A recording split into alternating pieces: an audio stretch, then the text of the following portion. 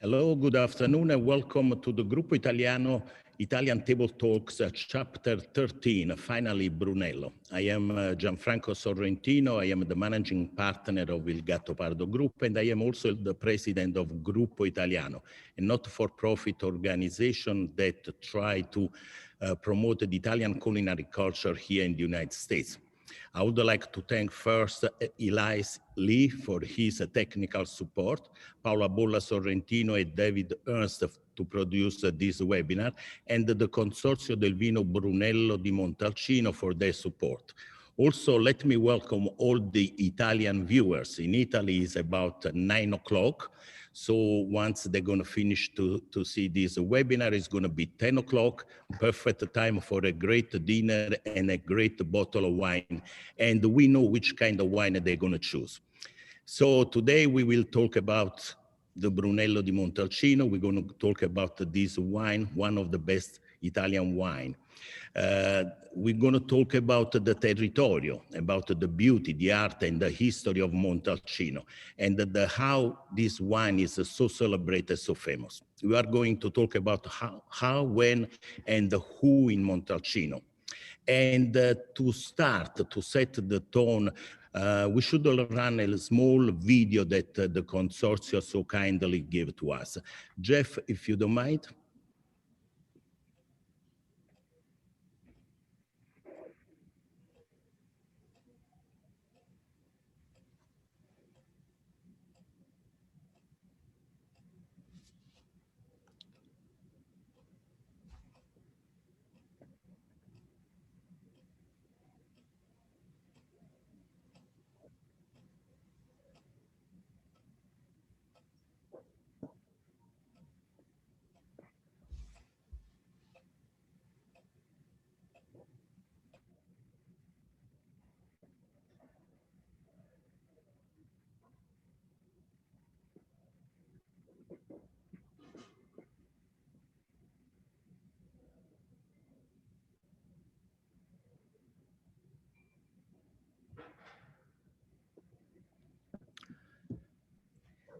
He's on mute, Jeff.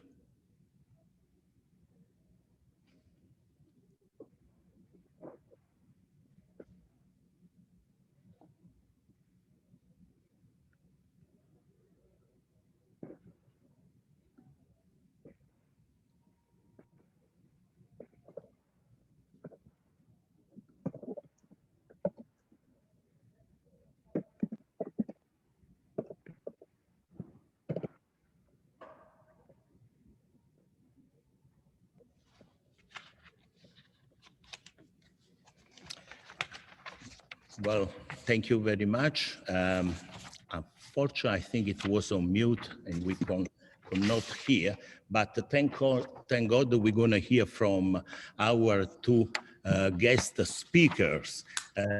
We are very, very happy to have Jeff Porter and Lars Lake with us. Lars is the Chairman-Chief of Vino Viaggio and VP of Education for the Somme Journal. For over 35 years, he has spread the gospel of fine wine around the globe and brought scores of trade and enthusiasts to tours in vineyards, winery, and culinary temples of Italy, especially in Montalcino, where he lived for several years. He has escorted visiting winemakers across the US and made a cameo appearance in Somme Second Into the Bottom, a habitual speaker in sommelier conferences, cooking schools, and culinary university. He moderates numerous webinars to continue his educational mission in the COVID area. We are also happy to have Jeffrey Porter. Jeffrey Porter is a New York City-based beverage professional with over 20 years of experience in retail and restaurants. He specializes in wine and beverage education, restaurant operation, and management. He has created everything from intimate tasting sessions to large academic seminars, as well as a tour throughout the world's greatest wine region. He has been featured in numerous major food and wine publications as the New York Times, Los Angeles Magazine, San Francisco Chronicle, Eater, and the Financial Times. The wine enthusiasts recently named him one of their 20 under 20 taste maker. So guys, it's all yours. Lars and Jeff, please go ahead. Grazie, Gianfranco. Age before beauty, Lars. Oh, wow. Thank you. Gianfranco said part of my bio is, well, listen, hey, you were 20 under 20, right? Or is it 40 under 40? Right. Like I think it's 40 under 40. There you go. Gianfranco said, I like to sometimes consider myself as preaching the gospel of wine around the world. And today I think I'm preaching to the choir. I think that everybody here, we have a great audience of people who love Brunello and appreciate Brunello. So I don't know that we're going to be able to teach much, but I think we're going to share some great stories and experiences and maybe reinforce a few of the facts that help us communicate the beautiful message that is Brunello. And I'm honored to be working with Jeff Porter, who is the Stanley Tucci with hair of the Italian wine world. So should we put up our beautiful presentation? Yeah, the only thing you all missed, by the way, on that video, that great video, was music. But Gianfranco promised us that to make up for it, he's going to sing later. Right. And Gianfranco's cantare are much better than the music that was selected for that video. So absolutely, we look forward to that. So everyone, here is our presentation. Today isn't necessarily this isn't a class, it's a discussion, it's a conversation. So we're going to hop in and out of the PowerPoint. It's more to give us a frame of reference, to give some imagery, since we're not all together in one place, this communal table spread out through the world that we are today, which is the beauty of the technology that we've all kind of discovered during the pandemic. But I'm excited again to work with Gianfranco and the organization, but be with Lars. Lars is not only a wealth of knowledge, he's been a mentor and kind of a guiding light since I arrived in New York. So I appreciate that very much, Lars, and kind of steering the ship when the lights were dark for some of us in the Italian wine world here in New York. So you are a big inspiration to a lot of us. It was a mutual exchange, Chef, because you taught me a lot about Texan barbecue. It's very important, which goes great with Sangiovese. Absolutely. So Lars, where are we? Speaking of Sangiovese, so here we are in the heart of Tuscany. Sangiovese has grown literally, as my dear friend Rudy Boratti always used to point out, it's grown from Sicily to the Alps. And arguably, because there's always an argument in Italy, arguably it makes good wine wherever it goes, but it truly achieves greatness in Tuscany, whereas where it's found its real natural home. It's been planted there since at least the 18th century. Sangiovese is the second largest or second most widely planted variety in Italy. If anybody wants to guess the first, put it in chat, and then we'll see at the end who gets it right. But Tuscany represents 60% of the, I'm going to say, declared Sangiovese grown in Italy.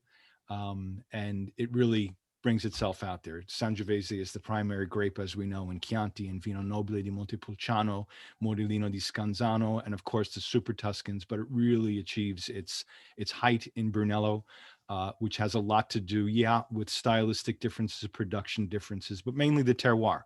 Montalcino, as again, speaking to the choir here, is a beautiful place, very unique part of the world, very unique part of Tuscany. You see both Jeff and I chose to have our virtual backgrounds representing Montalcino. And ironically, we both chose cloudy days because I always used to like to say, even bad weather is beautiful in Montalcino. And what you notice is both of our pictures were probably taken sometime around this time of year. Whenever I would go over every year for Benvenuto Brunello, it would be cold, it would be cloudy, but the fields would always be green. The vineyards weren't green yet, but the wheat fields were green, always adding beautiful color. And then the green roll would just continue into the spring when the vines started to bud. So it's a beautiful part of the world. Montalcino is very close to the real weather maker in Tuscany, which is called Monte Amiata. It's an extinct volcano that's very large, very looming. And in Montalcino, we always look at the clouds that seem to be surrounding Monte Amiata, that we don't get to see Monte Amiata, but we see when it's covered in clouds, we say, thank you, Amiata, because you're keeping the rain away from us. And just to explain a subtle difference, a friend of mine in Chianti once told me that in the Chianti area, they have a saying that if se Amiata porta il cappello, tu devi portare l'ombrello. If Mount Amiata is wearing its hat, meaning it's cloud covered, you should bring your umbrella, because the rain protection only lasts as far as the Montalcino border. They're going to know they're going to get wet in Chianti. And I think, speaking of Sangiovese and Lars, we've been talking about this kind of all week long, going to that stylistic and terroir-based difference and sticking to that terroir and the historical idea of Sangiovese as a varietal, it having so many different names, even within one region. Yeah. And and I think that goes to this uniqueness of Italian wine in general. I think one reason we're both drawn to it is the history, the connection of culture to the place. I mean, the Etruscans were in this region. There's written documents going back to 900 for Montalcino as a place, with the abbey, and knowing that pagans were. We'll talk more about the Abbey of Sant'Antimo later, but this is a historic place, and Sangiovese's played a key role, be it called Brunello, Sangiovese, Brunello Gentile, Morellino di Scansano.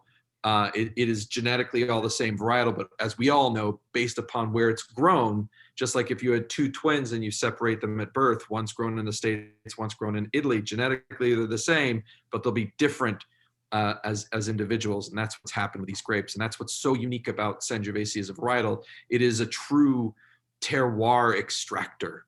I would say Riesling is to terroir as Sangiovese is to terroir. If you're going to do apples and apples, we always talk about Riesling like from being the one white varietal that really shines through of what terroir is, and I think Sangiovese does the exact same thing. Sangiovese morphs very easily as well. There's a lot of different clones, even just within Montalcino. They've discovered hundreds of different clones of Sangiovese. For those of you on the call or that don't live in Montalcino, but I think even if you live in Montalcino, you're bound to get lost every once in a while. We wanted to make sure everybody kind of understood exactly where we are, because it is a unique place. And, there's few roads in and few roads out still to one of the most heralded wine regions on the planet, which I find really interesting. And Lars, you had a great story about kind of your first time here in Montalcino and kind of exploring it. And I guess exploring is what we like to call lost when we don't want to admit it. Precisely. I was taking the scenic route.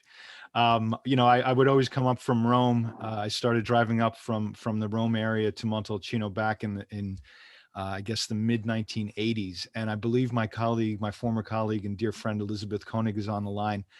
She could attest to how many times that she had to wait for me. I'm coming. We didn't have cell phones, so you couldn't update anybody, and forget about if you didn't have Gettoni, you couldn't stop at a local payphone. But I would regularly get lost on the way to Montalcino. And when I lived there and we were waiting for guests, you just knew if you made an appointment for 1 o'clock, you'd be lucky if they get there by 2.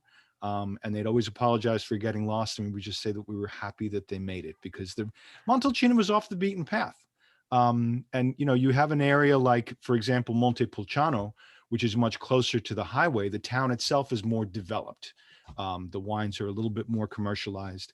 Montalcino only recently, when I lived there in the 1990s, mid 1990s, if my wife and I would go out to lunch or dinner, we would be the only ones in the restaurant who spoke Italian. Now, when we go out, we'd be the only ones in the restaurant who spoke English.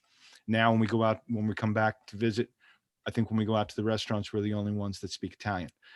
It's tremendous amount of people have beaten that path, and with good reason. The wines are worth discovering. But being off the beaten path has always been maybe a curse and a blessing in many ways. The title of this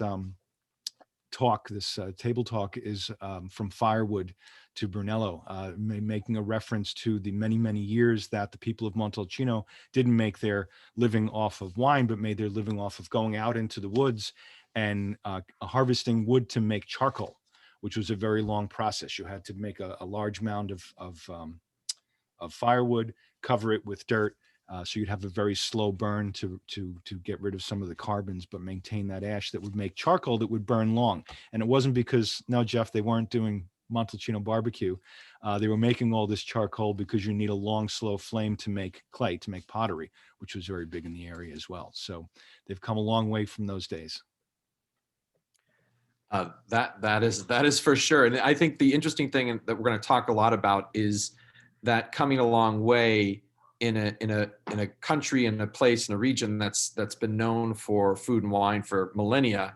You know, Montalcino is the baby on the block that still has some of the most shine of anything. I mean, even this timeline shows us the 14th century, but if you go back even further into the Middle Ages, the area of Montalcino was actually really well known for leather making.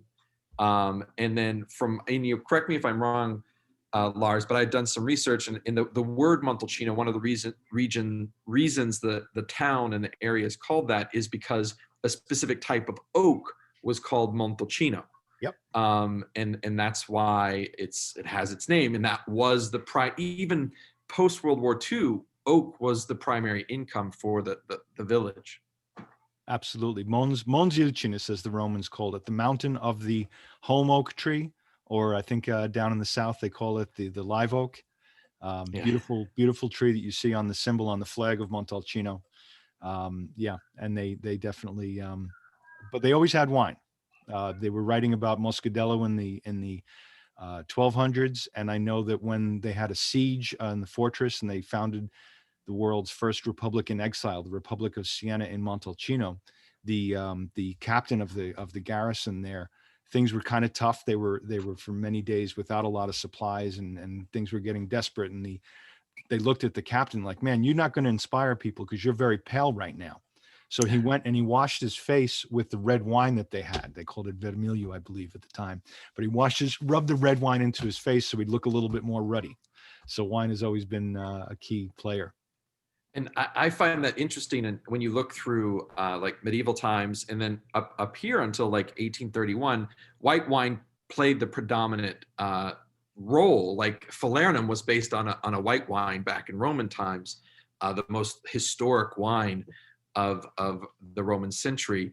And here we see, you know, it isn't until 1831 that Cosimo Rodolfi is like, oh, the red wines here are really good. Sangiovese was planted. It was there. It just wasn't the economic driver. It was sustenance. People drank the wine. They made it for themselves. But as we all know that are on here, you know, praise be to our father, Clemente Santi. And that's when someone with some guile, some forethought was like, you know what, I'm going to do something that no one else is doing because I know this place, this land is special, and started kind of a revolution. And within 100 years, we get to the formation of the Consorzio, and then from then on, it's the fastest Ferrari. It's Le Mans for wine. It's on like Donkey Kong. I think that's the beauty of what Montalcino is, and it hasn't ever stopped. I think when you read the history of Clemente Santi and Ferruccio Biandisanti, and you see what they did and the fact that they were patient, and I think that's and I think when you talk to a lot of the producers, and the producers who are on this call, you know, God bless you all for being patient. Us Americans are very impatient. We don't like to wait for things. We want things now. And because of the history of patience and the ability to understand that a varietal like Sangiovese needs time, and will continue to get better with time, that we have this wine that the moment you pop a cork of Montalcino, Montalcino is a wine where you're like, when the wine comes to the table, you'll see the guests lean in. And then the moment you pour the glass and they take a sip, everyone leans back. And that's the sign, that's the feeling of great wine. You lean in, you bring it in, and then you can sit back because your body's relaxed. And that's a wine that is a meditazione and visceral, which I think is, again, a key to Italian wine. And that's one of the key differences. All Italian wines have their own beauties, but I think often we tend to compare Brunello to Barolo, and often people like to make excuses for Barolo. They say, oh, it takes some time to understand. And in a sense, it does. But Brunello really does give you a lot of immediate gratification, even though it's a big wine, even though it's got a lot of tannic structure and power. To Jeff's point, the minute people smell the wine, whether they understand the wine or not, no matter how many other wines they've had before, they smell the Brunello, they sip the Brunello, and they go, ooh, they know they're in the presence of greatness. Right. And I think Sangiovese, in comparison to Nebbiolo, and as everyone knows on this, I live in a dual world. Like I have one foot firmly planted with Nebbiolo and one firmly planted Sangiovese. It's hard. They're like two of my children that it depends on the day who makes me happier. But the thing with Sangiovese, I think is kind of like the second child, because I don't know, this is my family. My brother's very, very serious and I'm less serious. So my brother's a lawyer and he's much more like, and in our family, he was like always more in the box. And Sangiovese, from the moment, like you said, the moment you pop the cork, you feel the wine. It's vivacious. But then as it ages, it becomes something different, but still has that pop, that vibrancy. And I think again, it is, and like I can't get enough of old Sangiovese. Like it's one of my favorite things to have with my cultural background, which is American Texas barbecue. But I think that leads us here to, we'll talk about the Consorzio formation, but jumping forward, I think this is the thing that makes Montalcino so interesting, this backwater town. And that's not offensive for anybody that's from there. It's this place where it was bypassed by the train. It was bypassed 30 years ago. Yeah, bypassed by the highway. And you think about this. So where I'm from in Texas, I was recently, there's a very famous song that's about this one small town that used to be on the train line. And then they moved the highway and the town died. And they had no beautiful grapes. There is nothing. They had cows and that's it. But the town is dead, and unfortunately. But Montalcino, train goes by, highway goes by, and look at what it's today. It's one of the most popular places on the planet. In the world of wine, it's one of the most historically important places for wine, historically in this modern historical sense. And that's because of the passion and dedication for all these growers. And the fact that this singular little area has such a unique and diverse terroir that we're about to jump into, that's changed the wine game. From one grape, that blows my mind when I think about it. Absolutely. And one of the things we talk about, you talked about Ferruccio Biondisanti and Tancredi. They didn't do this in a bubble. They didn't say, we're going to make this secret formula, nobody else can have it. They encouraged others. They almost made it like a cooperative. They got other producers to come on board with them because they realized it was good for them, was good for everybody. And that's the neat thing. If you hang out with a lot of the producers in Montalcino, still today, there's this great camaraderie. They don't share too much, but they do share a lot and do a lot of collaboration and cooperation together. Is there an Italian version of what's good for the goose is good for the gander? Undoubtedly there is. I can't come up with it right now, but maybe by the someone end. Put it in the chat. Yeah, I bet Elizabeth has got it. So this leads us into the discussion. We just dropped the terroir word, the diversity of terroir, this singular place that makes one varietal translate this place so uniquely. And so here in front of us is three different images. The image on your left, looking down this row, this is all Galestro. This is the fractious, hard, when it's under the earth, it's this really hard packed, sedimentary clay. Then once it's exposed to oxygen, it becomes a friable marl, very much like you'd find in the Mosel. This area is right off the southeastern slope of the top of the town. Then if you go to your right-hand top photo, that's in a vineyard called Le Chiuse, which was the original, that was part of the Biondisanti family until 1994. And this is where the Reserva Biondisanti came from before 94. And that's looking up to the village. And then down below, this is part of the Montisoli crew, which is the northern slope of the village. So they're all not very far apart from each other, but they're all as different as they could be in terms of soil aspect, altitude, which we all know defines how wine ends up tasting. Jeff, when I lived there, I was very intent after living there for a couple of months. I said, I got to get some exercise to work off all this pinci al ragu and cinghiale I was eating. And so I said, let me start riding my bike around. And I would ride my bike around the hills, especially around the valleys. It was a lot easier, but also some of the hills. And I got to tell you, it struck me more so than when I was driving by the area. Driving by on bicycle, you're going a little bit slower.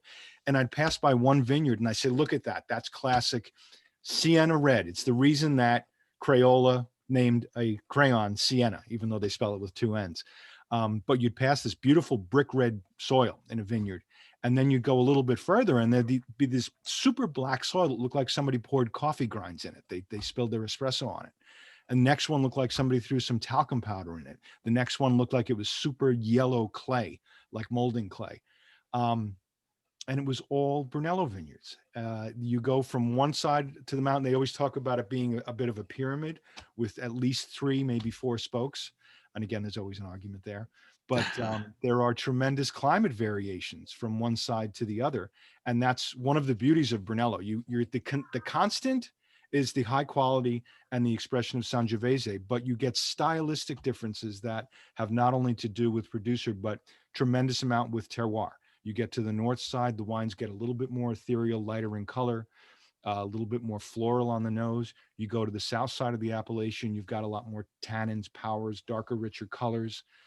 So it really is a beautiful potpourri. And I don't know if this is going to be controversial or not, but I'm a big fan of doing what they call the subzones from Montalcino, identifying the wines or at least attempting to make some sort of identifier because it really says a lot. It's like the villages of Burgundy.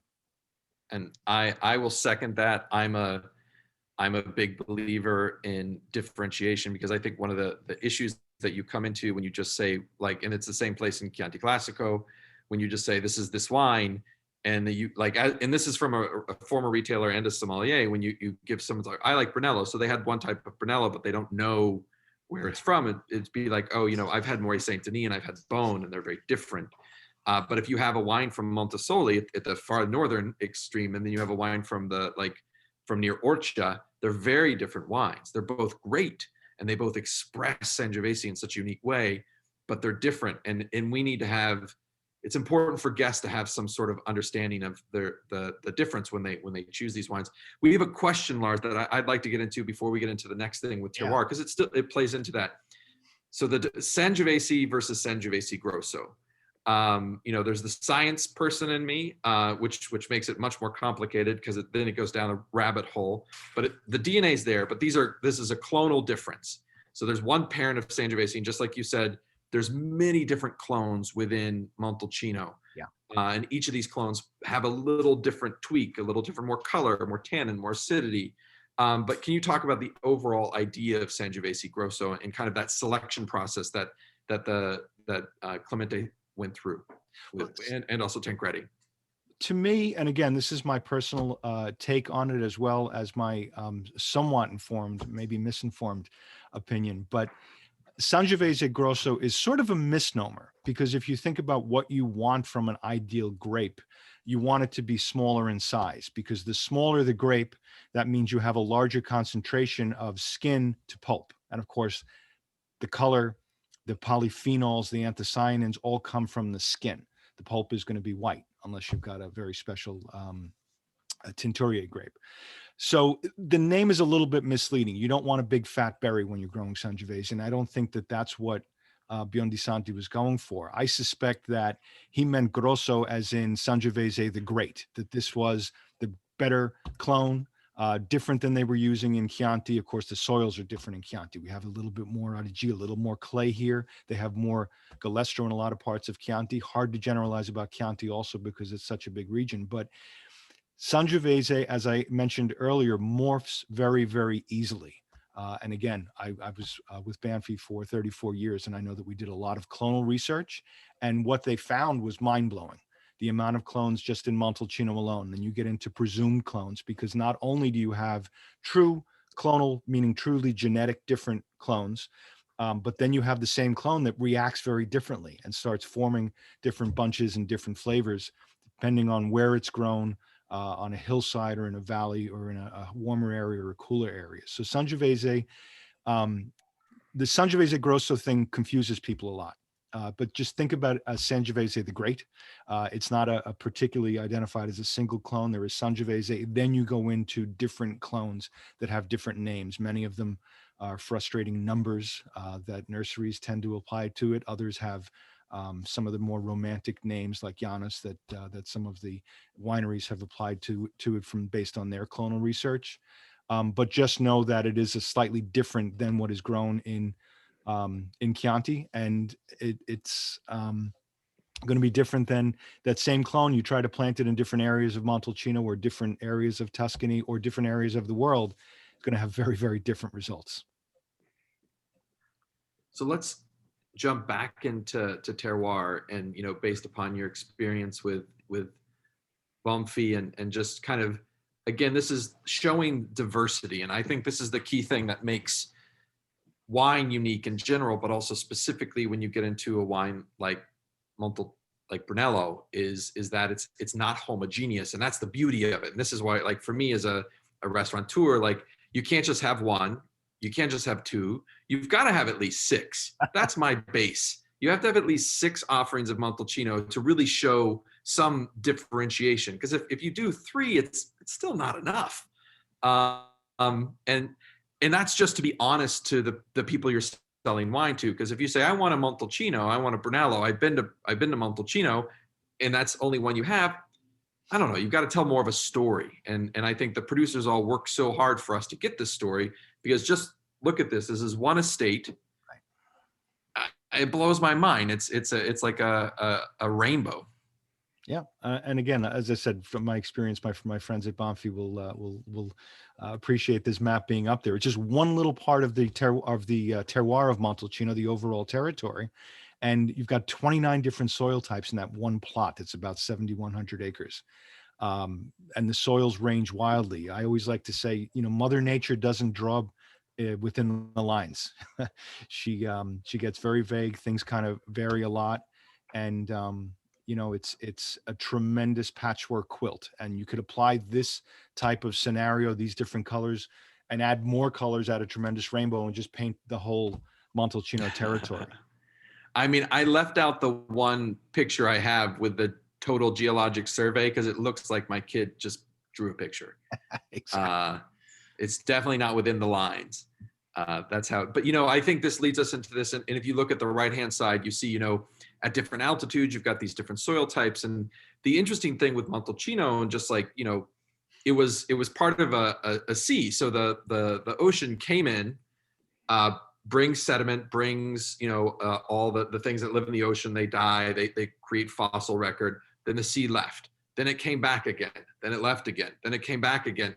And this back and forth motion kept building up and building up and building up. And at one point it collapsed on itself because there was so much loose packed soil. And so the soil kind of went inverted. And so you've got this like hodgepodge throughout Montalcino, depending on what side of the hill you are on, that's kind of like an inverted cake.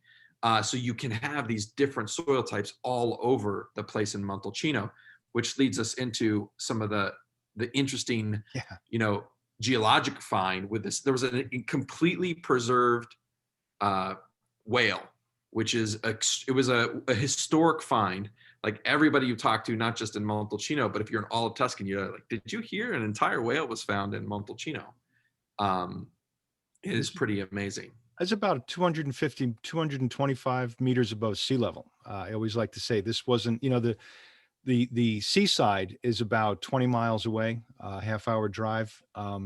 This wasn't Shamu that just jumped there. I found on this hillside, 250 meters above sea level, and there was this from those days, as you said, when the ocean was coming in. This was on the Banfi estate that they discovered back in 2007, and they're still have got it in and taking it apart and restoring it. It's actually part of the National Museum project right now that they're working on. So it's become a truly national treasure. Well, she has a great name of Brunella. Yeah, of course. Go ahead. Oh, it just goes to show, the things that we all talk about in wine and how important, not just even, you've got to look at geological history to understand kind of this impact and why things are so unique. And because this phenomena doesn't happen further north in Tuscany. There was back and forth of the sea, but the phenomena of the soils mixing like they did down in the southern part of Tuscany around Montalcino, it didn't happen anywhere else. And that's, again, one of these very unique factors that make up the terroir. You know, something else about the terroir there, no matter what area, what subzone, what color the soil, I got to tell you something. When I was living there, I tried to plant a vegetable garden and I couldn't do it. They actually had to dig a hole and bring in fertile soil from a little bit closer to where Gianfranco is, that good volcanic soil in the south, because the soil there is good for grapevines, good for olive trees, and good for wheat. Those are the three strongest things. You might say sunflowers also, but one of the things about those soils is they're all relatively poor and relatively heavy in clay. So they actually suffocate or hold back a lot of the production of grapevines, even of the olive trees. And so when the fruit, the vine, whose natural desired job is to bear fruit, wants to bear a lot of fruit to provide seeds, it can't do that because it's held back so much. So what does come out of the fruit is very, very rich in character, very full in character. We always say every mother knows that you have to sacrifice to bear good fruit and have good children. But my mom definitely does. Grapevines, I always like to say grapevines there don't thrive, they survive. And that builds character. That it definitely builds character. Before we get into kind of this formation of the consortio, there was another question about climate change. I think we're this is a question that comes up in every seminar I deal with, and I'm not a grower.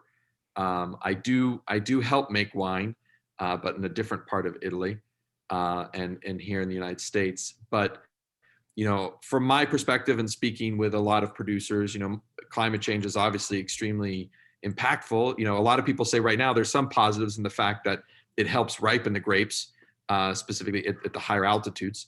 But one thing that everybody explained to me that has been the biggest challenge is it's not necessarily the higher temperatures per se, it's the intensity of weather when it happens.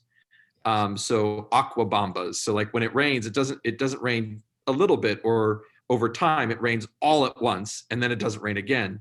And as we know, if anything happens all at once, that means the soil can't take it, that it has to get rid of it. So it goes away. So it's not retaining the water. So then if you go through a drought year, you can have a big problem, even though it rained a lot in one time.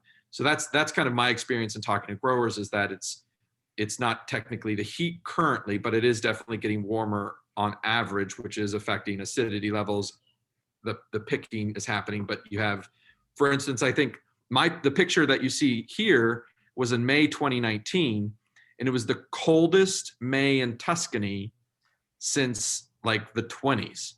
And it was like May 11th in the heart of Chianti, it got below freezing, and it was all the growers were freaking out. But a month before that, it had been like 20 degrees Celsius. So like there's these just big swings in climate that are causing a lot of havoc when things flower, when things bud. And if you get that big change, if it hails or if it rains too hard, right when it buds or right when it flowers, you affect the overall outcome of your vintage. Yeah, it's not so much global warming. That's also a misnomer. It's climate change. And a lot of the producers I know are just trying to keep ahead of the curve, trying different clones, trying different planting approaches, different orders for planting, and then obviously having to change things a little bit in the wineries too, because the wine changes a little bit. So you've got to work a little bit harder to deal with different tannin levels that result as the climate. So it's a constant keeping up with nature kind of thing that they're all doing. This image, for fun historic sake, the consortio was formed in 1967, and so 15 producers all got together, probably drinking a lot of wine, eating a lot, and they signed their name to this piece of paper. And there were a few other papers that kind of laid out the rules. But just to think about this, the Chianti Classico consortium. That wasn't a cocktail napkin? No.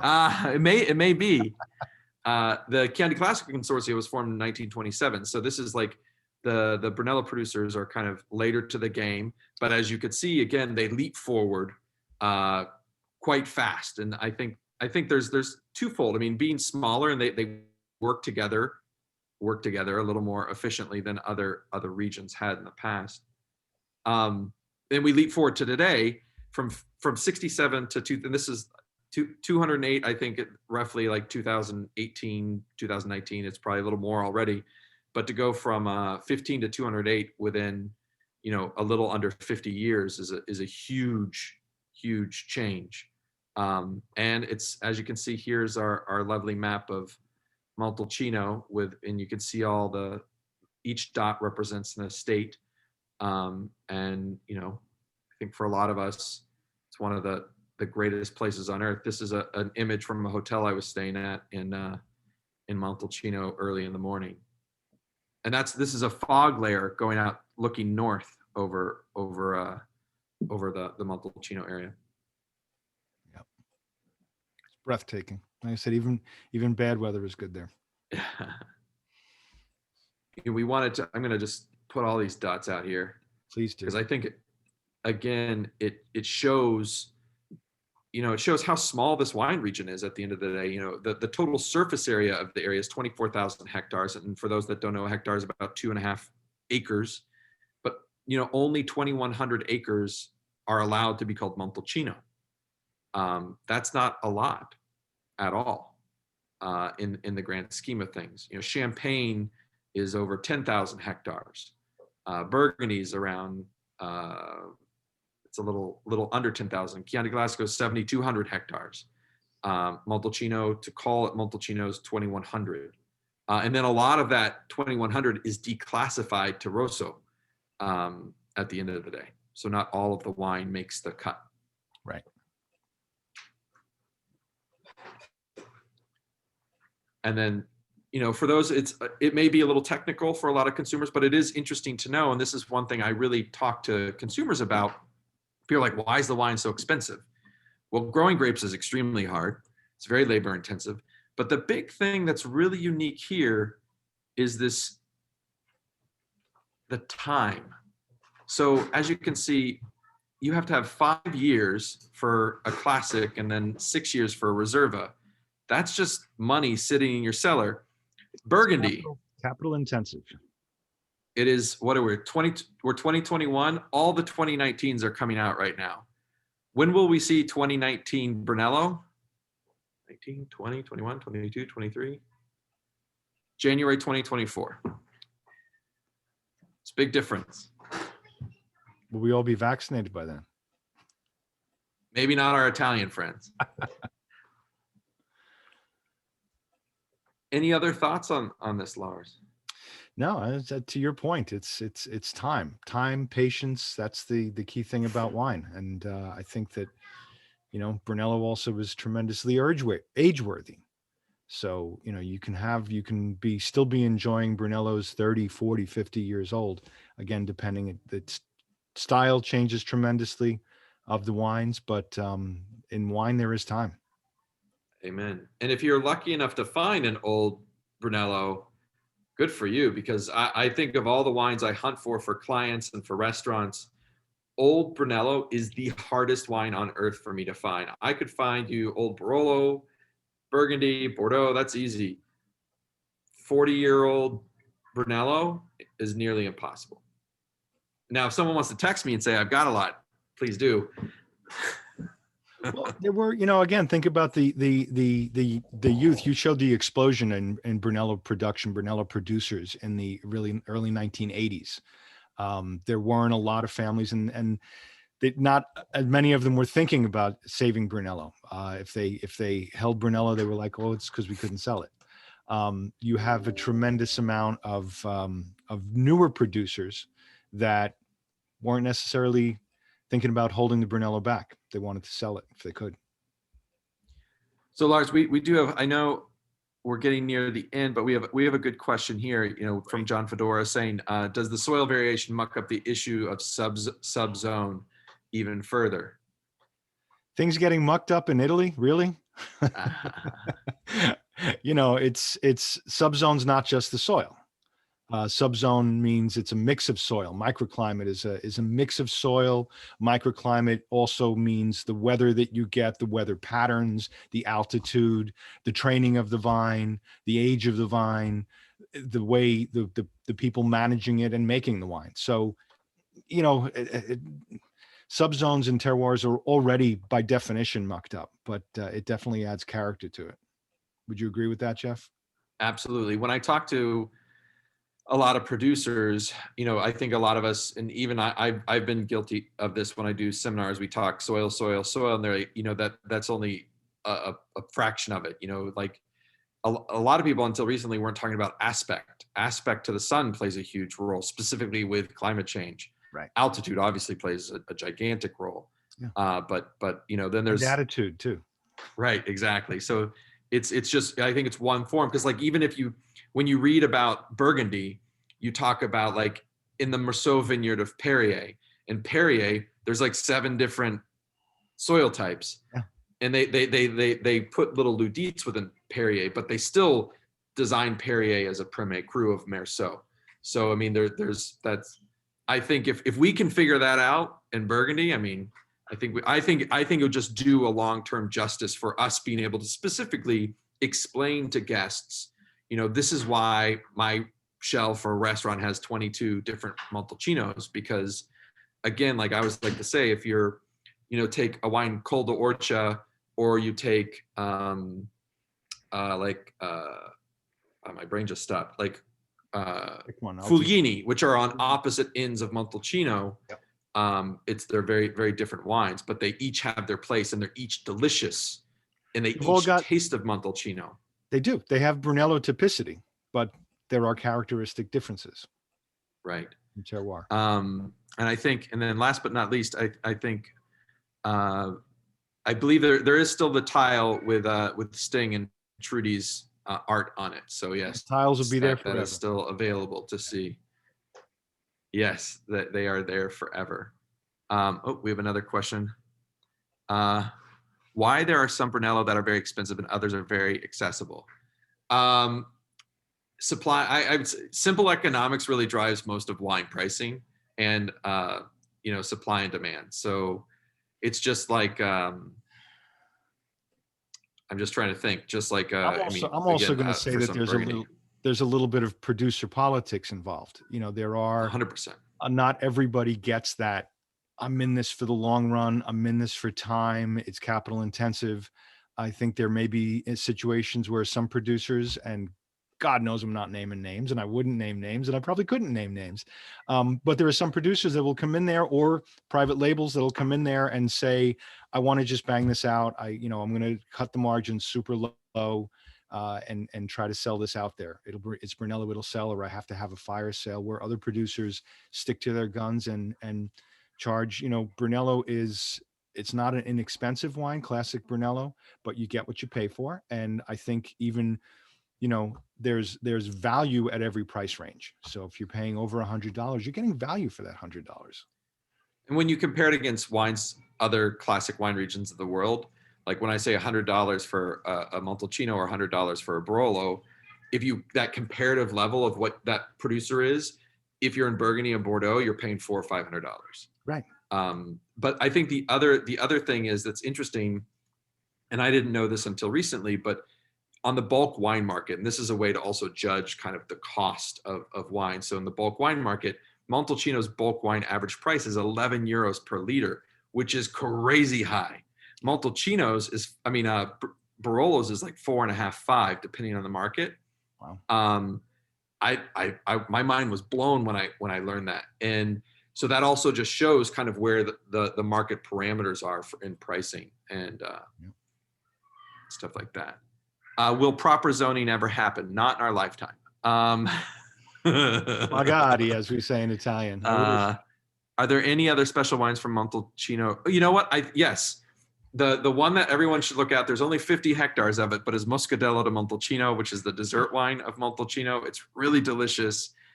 Very few producers make it, but I highly recommend it. When you find it, it's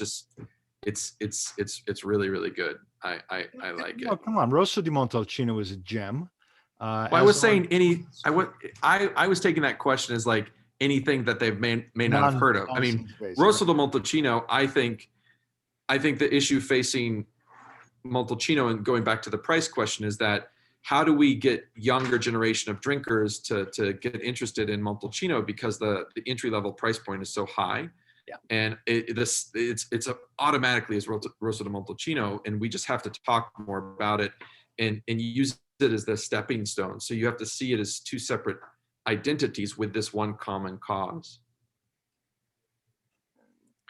Are there levels of Brunello we should learn? You've got the Annata, which is the vintage, and then you've got Reserva, which is aged longer in barrel and then in bottle. There are single vineyards, but that's you know, a producer's choice. That's not a regulated category. And a lot of producers now are putting a Vigna on it. And I know there is talk, I can't, if producer may have to answer this, I can't recall off the top of my head, but Montasoli, never mind, I'm not going to say that. I don't want to speak out of turn. Montasoli is a specific vineyard, is a kind of a cru area in the northern part. How long will Brunello last? Leonard bought some wine from 80 and 83. Not the greatest vintages on the planet, but you know, it all depends. I've had like 94 Montalcino isn't necessarily lights out either, but I had some great ones recently. As in all things Italian and all things wine, it's depende. Correct. Tasting old wines is like testing matches. If you bought a winery and vineyards in Tuscany in the last 10 years versus a multi-generational winery that has paid for land and facilities long ago, that would definitely have a huge difference in cost. It's just like the fact that people always say, why is California wine more expensive than anything else in the world? The average price of land in Napa Valley is $1 million an acre. Right. But it's not just about the price of land. It's what you have to put into the land. Exactly. Your cellar, you're aging Brunello for 4 years. So let me jump in, because I know that Lars has to go. So we'll have the last question for Jeff. But before he goes, I would like to thank our guest speakers. This webinar has been educative and very entertaining. I really enjoy it. Also, I would like to take a minute to say something about Lars telling about the video was no sound, so I can sing after. Well, let me invite everybody to Montalcino. As you saw in the video, Sting is a wine producer. You can go there in my name, and he will sing for you. And believe me, he's going to be much better than me. Anyway, you will really enjoy that. Let me take the last minute also to say something a little personal. This has been a very difficult year for all of us. Please support your restaurant. Supporting our restaurant, you will support our importer distributors, you will support our purveyors, and you will support our producers. You know that our business has been decimated, and we need your support. We need your support to rebuild the hospitality industry. Thank you very much. And Jeff, please finish with the question. Okay. Hi all, is 2016 a very special vintage? I love 2016 as a vintage. It's more of a classical vintage. So 15, which got a lot of praise, and 16 will also get a lot of praise as well. They're very different. And that's why you should buy both.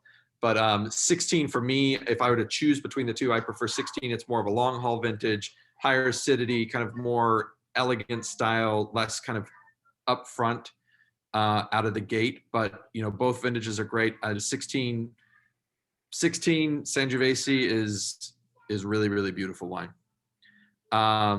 Would I buy a Brunello from one producer over another? I mean, I have to say, I have to say yes, because I've done that before for restaurants. And a lot of it has to deal with either my personal preference at the time and or what I need that option for on the wine list. So, you know, certain Brunellos, you know, have a certain specific profile. So if I'm looking for a certain profile for a certain type of guest, I'll buy that one over another. But there's lots of beautiful Brunello. I mean, there's over 200 producers, and each of them produce a few different wines. So there's a lot to choose from.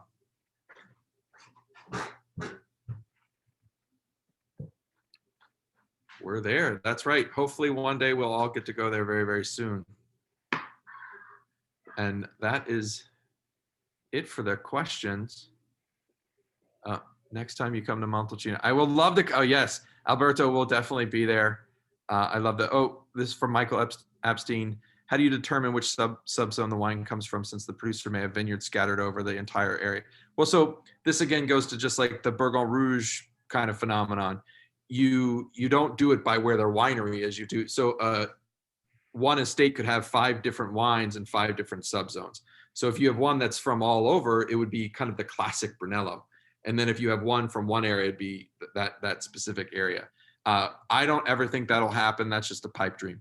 But that's kind of how I would see it done. Is just like with take Barolo. You've got classic Barolo producers who pick from La Mora, Serralunga, Monforte Alba.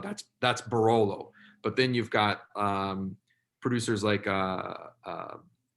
Mario Fontana, who makes a wine called Barolo di Comune Castiglione Filetto, which is only grapes from Castiglione Filetto. So that's kind of how they work with that. From Chiro, will a proper zoning ever happen? So the fans of the wines, and again, I don't think so, but maybe.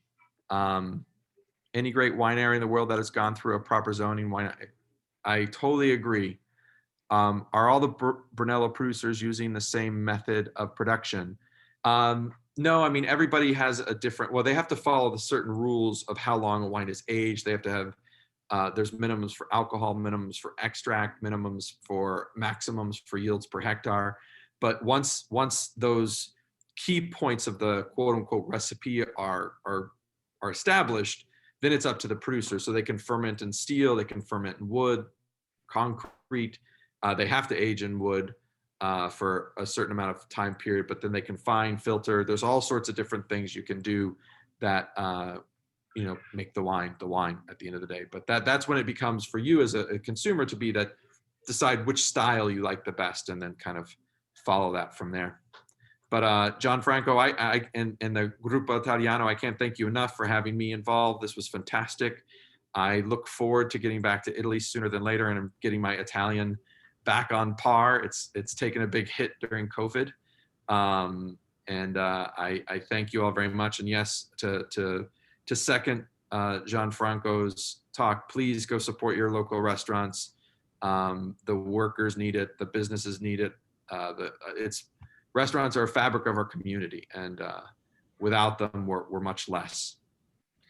Thank you very much, and thank you to all the viewers. If you are interested, please click in our web welcome Gruppo Italiano, and support us. Thank you very much, and see you at the next webinar. Thank you. Ciao, ciao.